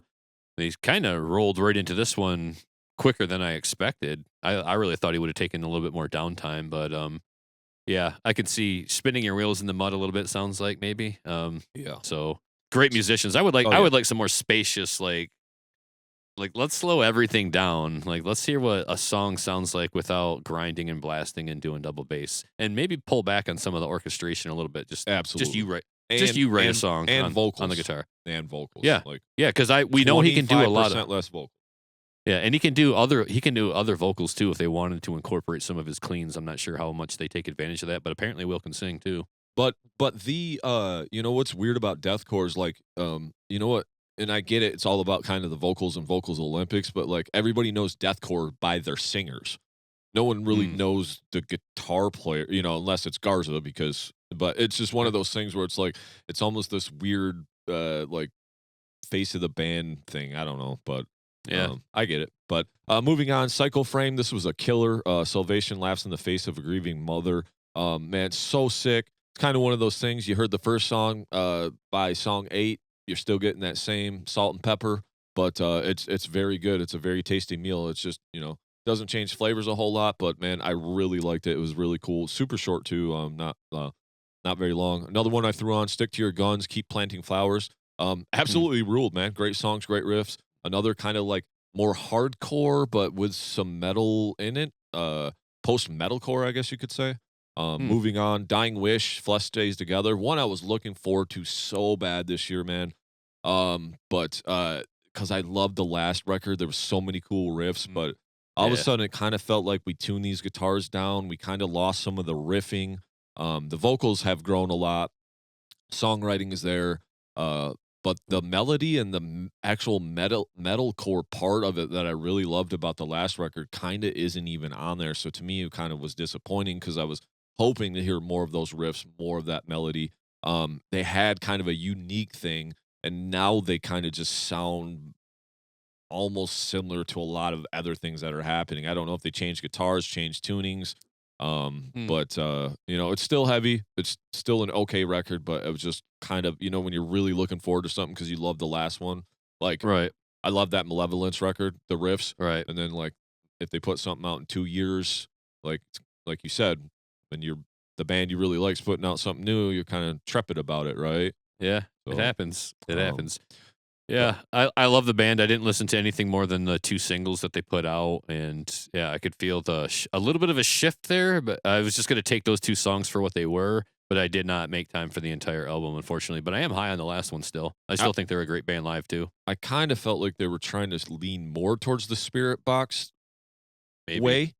Yeah. And less out of the hardcore way, which I get it. You're going to make more money leaning the Spirit Box way, I'm sure. But Yeah. but I understand. Do what you got to do, Tremonti, actually pretty cool, good hard rock album. We'll just Always, yeah. Yeah, go his ahead. playing is awesome. He's a king. There's actually kind of a couple cool heavy riffs on there. I believe it. Yeah. And then Idola, they came out with like another album like right off the bat this year, and I didn't even listen to it because the last one just came out last year. And I was like, but I listened to it, and it was absolutely fantastic. This band just don't miss for me. Obscura, Sonication, incredible album, production playing. You get what you get with Obscura, melodic tech death at its highest degree. You don't really get any players that play better than this. Right. This stuff is razor sharp, but is it something you never heard before? Probably not. I think my opinions of this band are one I got to keep in check. I really love this band, and I just feel like they kind of departed like quite a ways from the last couple of albums. Even the last one, I felt like, well, what's the departure, Nick? And I'm like, well, I didn't feel the flair. Like I just didn't. Some of it I didn't feel. Like I listened to it and I was trying to be very objective about it, and there was the whole controversy about stolen riffs and I don't want to sound like a negative about it, but I didn't hear that he stole anything magnificent.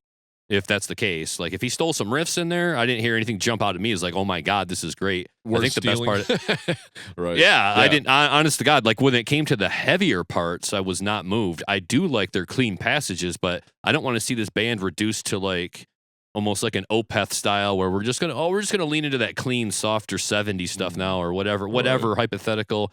I just feel like the expectation for this band for me was set a couple albums back. I think it was Deliverance or not Deliverance. That's an Opeth album, but they had like the black and red and gray white title album, and that was even older for some fans. But I caught wind of them a couple albums back. The last 2 are great for me. This one, unfortunately, I wanted to like it more than I did, and I can still say it's not bad, but I'll also be honest with you. For me, like the expectation that I have for these guys, this wasn't a great album. I don't know. I'm sorry. Like if they ever heard this, it's like I love this band, but like the same as you had like the feelings about Lorna Shore. It's like these guys are great musicians, but and maybe I got to give it another listen. But just upon listening to it in like a really like concentrated effort to enjoy it, I wasn't really too moved by it. I was just like, well, we'll see what they do next. I'm not going to write them off, but this one for me was. It just seemed like a lot of things were pulled back, and I didn't feel in a good way, unfortunately. Yeah, not a bad album, like you said though. Night Flight Orchestra, Give Us the Moon. I'm like, I've never heard this band before. New album, let me check it out. I didn't do the whole album, but I just 80s Isn't pop it? rock, Double Dragon video game soundtrack. Very happy. Vocals are great and absolutely good musicians. Just not my thing. Way too happy. Isn't it?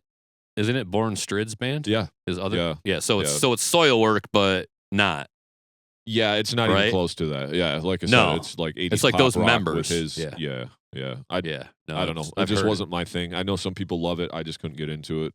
But I just wanted to give it a spin.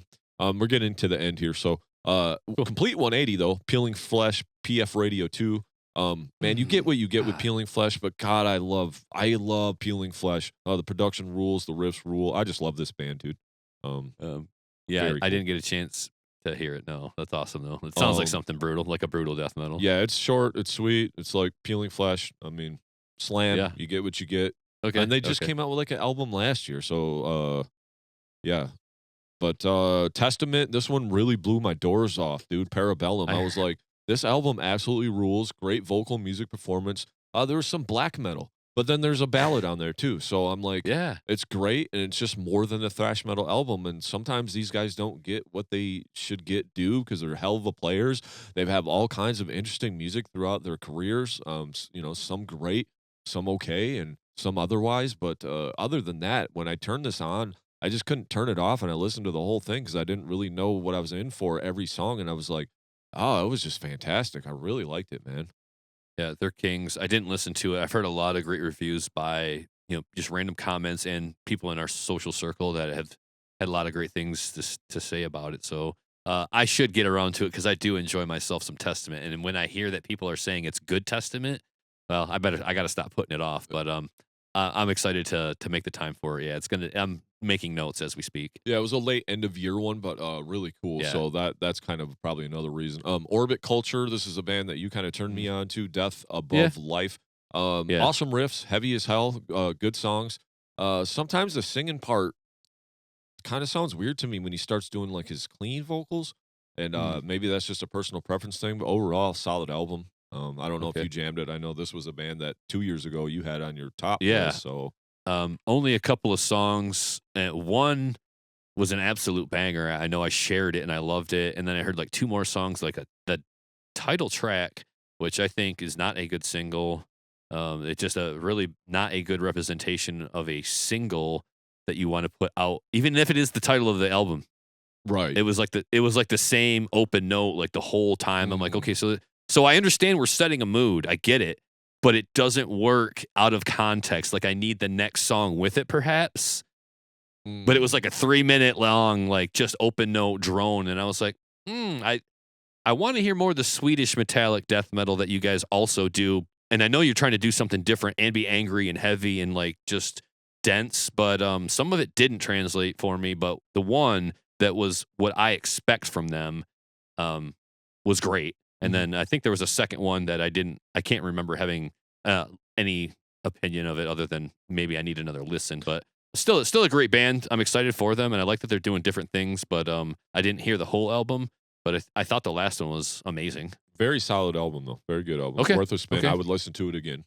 Okay, Like, for sure. Yeah, and sometimes we don't like singles out of context, as we said. In this, and that's why I want the whole before. album. Yeah, So, yeah. I'll have to make time for it. Turnstile, Never Enough. Not know if you're familiar with this band, but this band is No. like name is everywhere. They're playing Jimmy Kimmel. They're doing everything. They're like this kind of hardcore. They used to be a little more hardcore, but they're like pop punk hardcore. But pretty solid album actually, man. I really enjoyed it. Honestly, not usually something I gravitate towards. Machine Head on a Tone. They came back with a record this year. I rocked it. I liked it. I thought it was great. I listened to it a couple times. Blindfolded and Led to the Woods. The hardest thing about being God is that no one believes me. This album, absolutely incredible, dude. Oh, so evil, so moody, so wretched, so many riffs. Just absolutely sick. I know this was one I told you that you should probably pop in. That it's so good. This one is the one you're gonna be taken to the mountain, and you're gonna think you're gonna get a prize when you get there, but as you go to leave with your party, they stab you in the back and leave you at the mountain. You're literally blindfolded and led to the woods. It's so good. Immortal Disfigurement. I'm like, I'll give this a try. Hell's right in front of us. So this is the old singer from Lorna Shore. Okay. But I actually really like this. So it's like a shorter album. I thought the album rules. Um, Obviously overdone vocals because it's kind of like deathcore, but the dude did patterns that you could like hang on to. And it's Okay. kind of like what I was hoping Lorna Shore probably would be because you could hear a lot of the Okay. guitar riffs.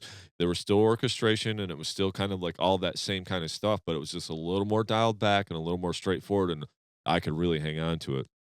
I got a couple more here, buddy. Sure. So here's another one that I've been hearing a lot lately, Netherwalker, Odyssey of Despair. Hmm. This is a very interesting album. A lot of people have been saying album of the year, a lot on the deathcore forums. This is like computer deathcore, like the most precise, crazy stuff you could think of. A little too many vocals for me, but very well performed, and it's actually pretty decent deathcore. And for me, because I'm just not, some vocals still were a little on the cringy side because we're still trying to make any noise we can, with our volt to be different. But they did have kind of like some funny, quirky samples in between. So it kind of made you think like they kind of didn't take themselves too seriously. Sometimes when you kind of take yourself too seriously, everything's evil and dark, and I'm the heaviest deathcore band. That was kind of like the opposite. And so I actually kind of enjoyed it, dude. I really did like this album. Album of the year, no, but very good. And let's see. Oh, one I really want to talk about, and this is one you have to listen to. Just listen to the first 3 songs. The Snooze Band. I Know How You Will Yeah. Die. I don't even know what happened to my ears. They're still trying to figure out what's happening. And it's not like it's a bad thing. It's just like I've never heard anything like it ever in my life before. I can't even sit here and compare it to a band or say what it sounds like. Right. It's very strange. Okay. Another I'm gonna one highlight on it. that tip is this Agriculture band, the Spiritual Sound. I know Clint brought them up.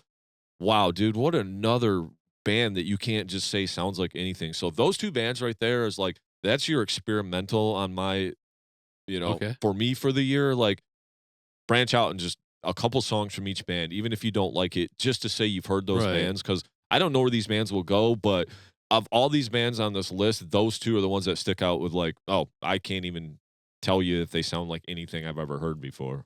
Yeah, I've heard some of the talk about this band, especially with Clint, recommending both of them. So that I'm for that life. I like a good avant-garde Mhm. metal album, and that's kind of where the talk seems to be steering it because it's like I don't know how to describe this. Well, then now you have my curiosity, Yeah. and once I put it on, I'm sure they'll have my interest because I do like going to some of those mountaintops on some of these progressive metal albums, or you know, just new stuff, new ideas. I'll give it a try for sure. It's like put in All That Remains. You hear the first song, you're kind of like, well, I know what the second song's gonna kind of sound like, right? You put Right, on right, right, right. either one of these bands I just mentioned, you're like, I don't even kind of know what's gonna happen. Like, kind of like I'm not sure where we're going, but it's not like Bungle, but it's Right. I don't know. It's different. It's its own thing.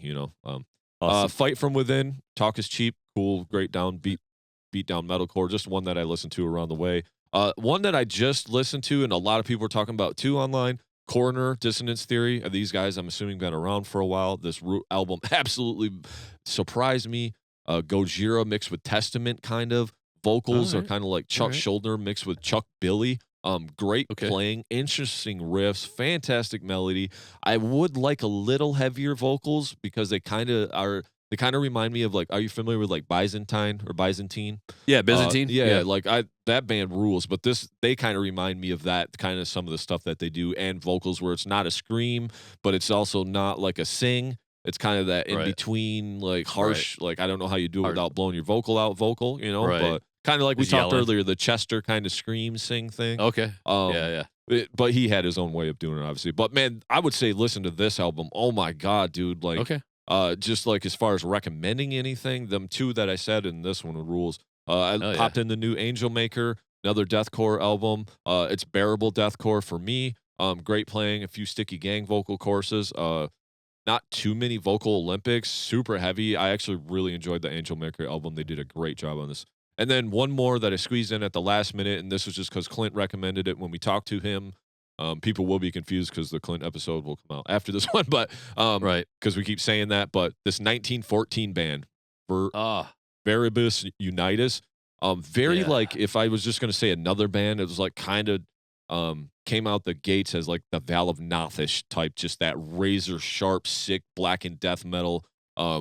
so cool, interesting samples. You kind of feel like you're there in that old-timey war zone with the art. It just sets a whole mood, and I just really this album is like I very, very high on my list, and I'll be listening to it again.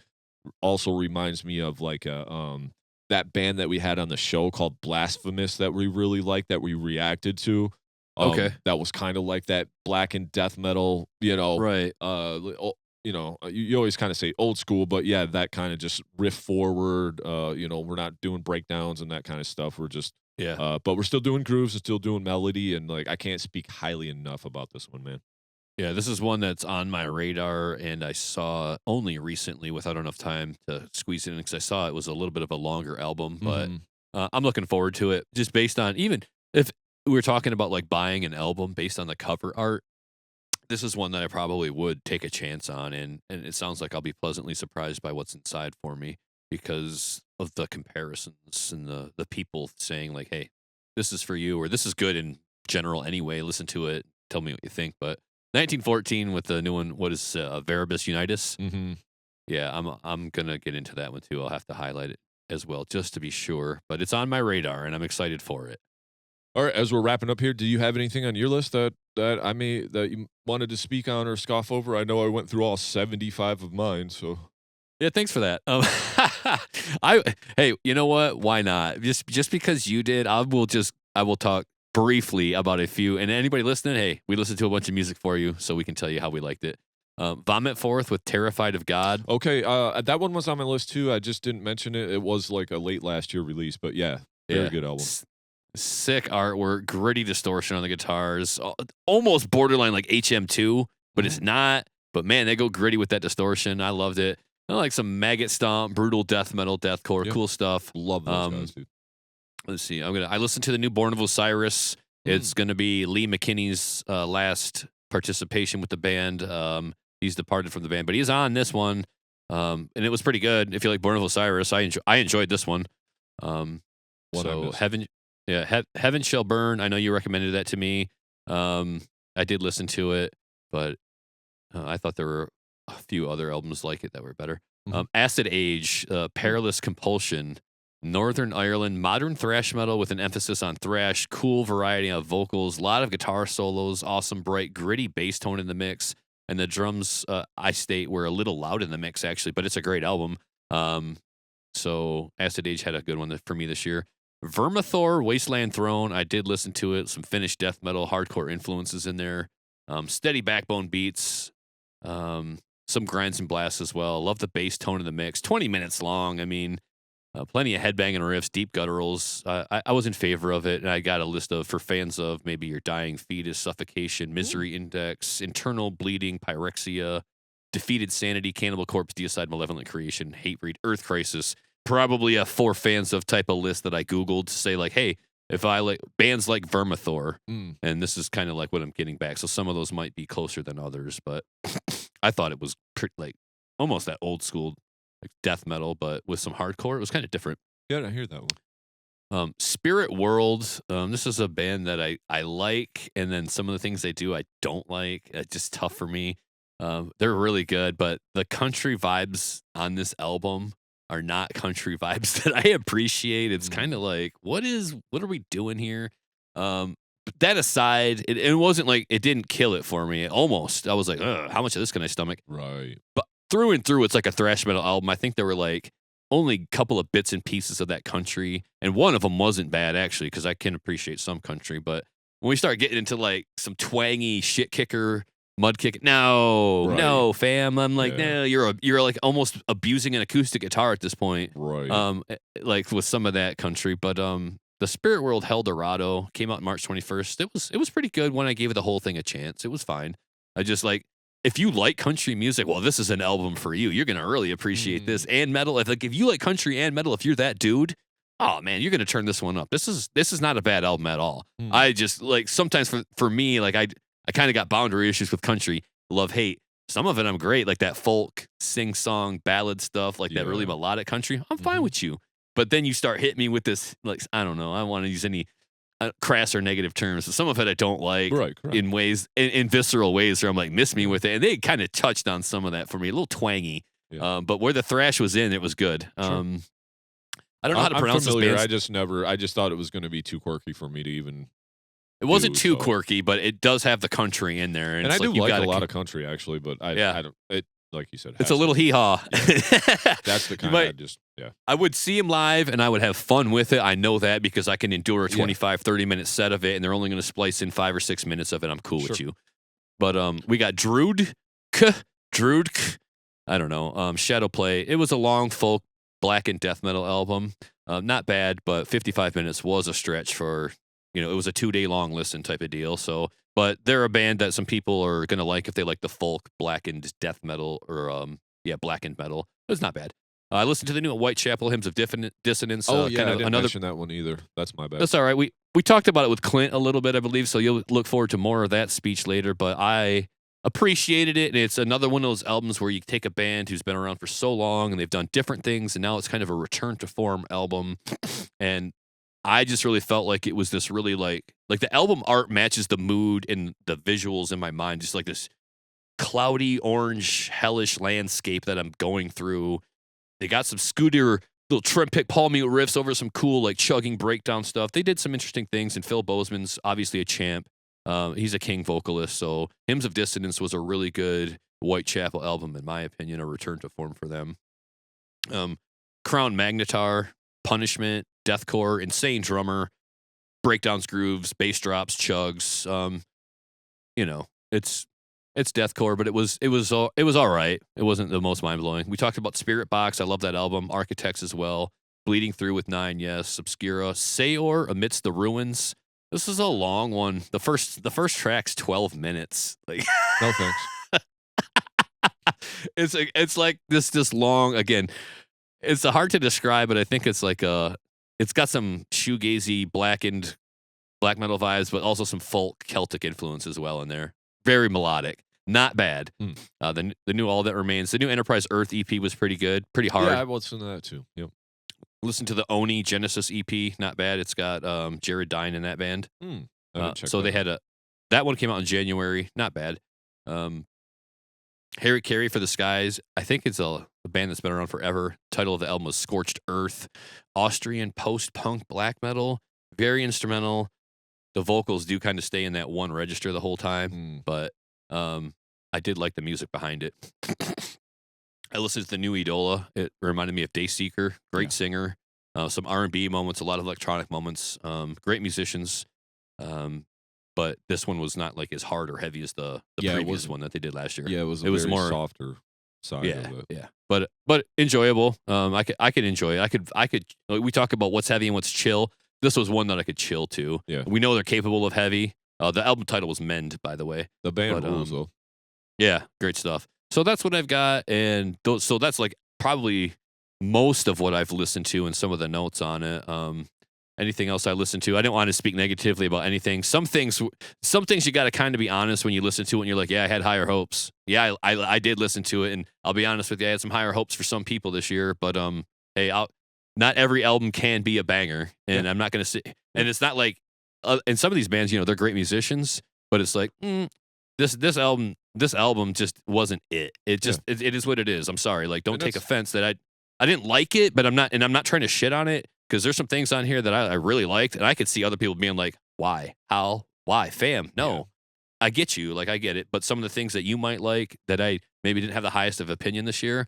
I'll just see what's next. Like I ain't gonna sit here and hate on the band forever. Yeah, absolutely. But it's just kind of like some albums weren't it, but man, we did have an overall great year for metal music. In my opinion, that's how I felt about it. Like there were a lot of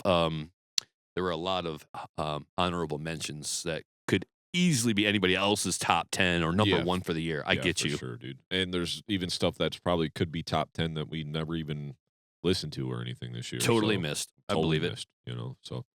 All right. Well, with that being said, I want you guys to make sure go check out the episode before this, our top 10. Make sure you guys check out our other episodes that are coming out because we're going to talk about the releases that were local to us or to Michigan, and then that is episode. And then we also got a top 10 episode that comes out with Clint on New Year's. So make sure you guys go check that out. With that being said, much love to you guys. Keep it metal. Peace. Thank you so much for checking out the episode. Be sure to hit that like button and give us a share. Yeah, and if you enjoyed our podcast today, please give it a rating on your streaming service to help us gain some exposure. And if you really enjoyed the show, please give us a follow or hit that subscribe button and come hang out with us every week. And remember, keep it metal.